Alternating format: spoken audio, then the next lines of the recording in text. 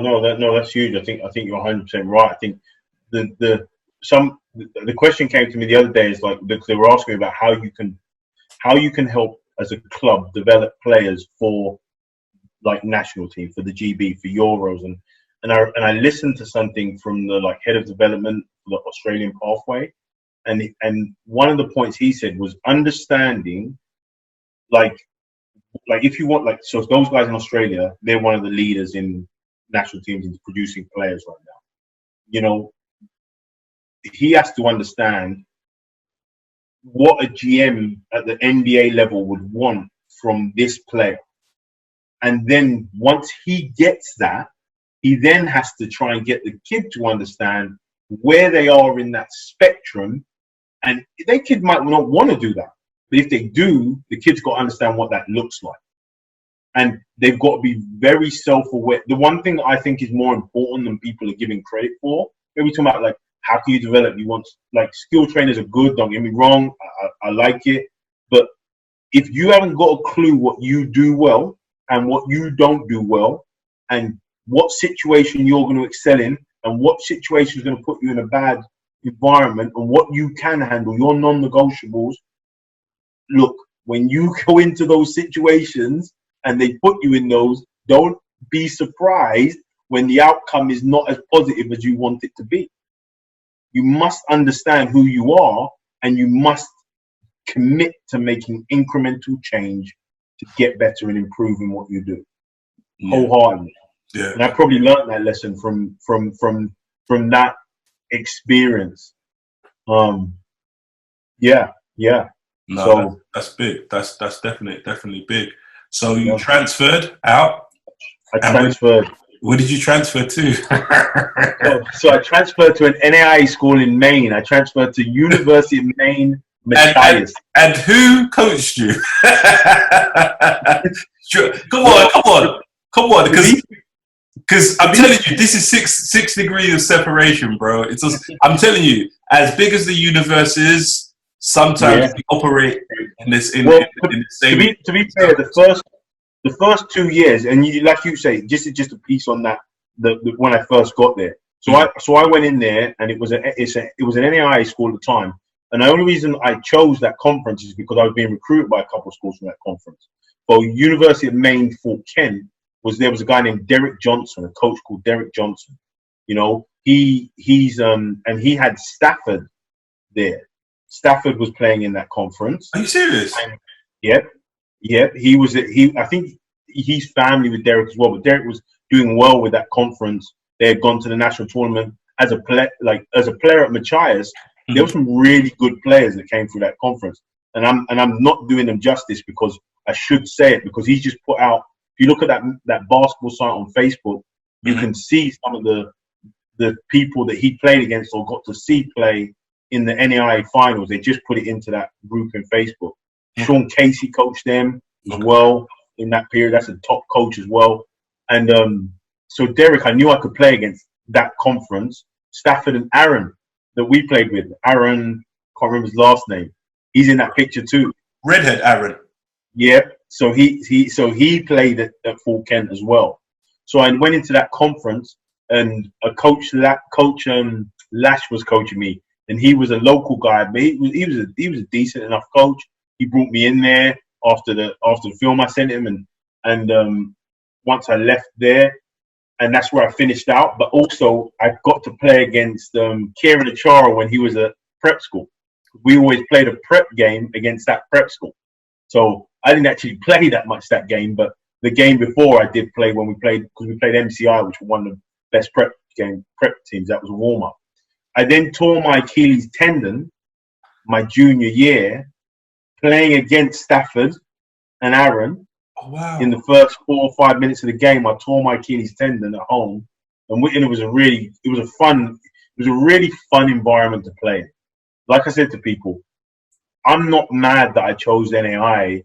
It was frustrating. Again, I think one thing that I always tell young kids, and I told this to one of my national team players, and she really said it helped her, was I said the challenge that sometimes you have being from our environment is when you are quote unquote considered good players in our country, you're playing at such a level, you're seeing so many of these players go out and play at such a level, you can spend so much time wasting, or you can be wasting so much time thinking about what you should be doing in opposed to what you're actually doing. Because if you've played against Aju and Lual and like the other guys I've played against, you'll go into these settings and why can these guys guard me? What like how can but you still got to do your job. You still got to do your job. And the world's a lot bigger than you and your bubble. And I think I learned that. And we and that team, and then I know where we're going with this, but after I tore my Achilles in that game, our coach left and Coach Lee came in. We sharing kind of, I know you're going to talk about, but I'll tell you this. Just a little bit. Yeah. Oh, Daniel Midgley was on our team too. That he was always good people. Midge is good people. But Coach Lee brought in that year, and we were already pretty good. We already had like a D1 transfer. We had a 6'8" guy. We had lots of good Canadian guys. We were getting lots of good Canadian guys. So we had a pretty solid team. Not a great team, but a solid team. This guy came in and brought in a guy that was ranked higher than Dwayne Wade out of high school. And he wasn't even eligible at first. He only got to play with a couple of players. And even to this day, I did a podcast, someone said to me, who's the best player you ever played against or played with on the same court? Jamel Davila, man. Jamel Davila. The guy was... Go Google him. The guy is ridiculous. He won that America's Top Sports Star thing as well. You know, that competition they had in the States about skills and playing. Yeah. He won that. He played with Udonis Haslem, but Coach Lee brought him in. He brought his brother, who ended up finishing at Savannah State. He brought a guy from Georgetown, KY, in. He brought a point guard from Georgia State in. And we already had a guard from Tennessee Tech. You know, Ned and AJ, two great young Canadian guys. He brought a guy, Andy Holyfield, which was the boxer Holyfield's nephew. He just brought in bodies, man. But I'd already experienced that. So before I talk about, because the next bit will be about probably the transition for me from going to being a player to a coach. But I know you wanna at least give the connection and the background on Coach Lee. So like I said, and there's a reason why I said, there's a reason why I said Kenrick's like my Morpheus. So whilst he's in America, I'm in America as well during this period of time.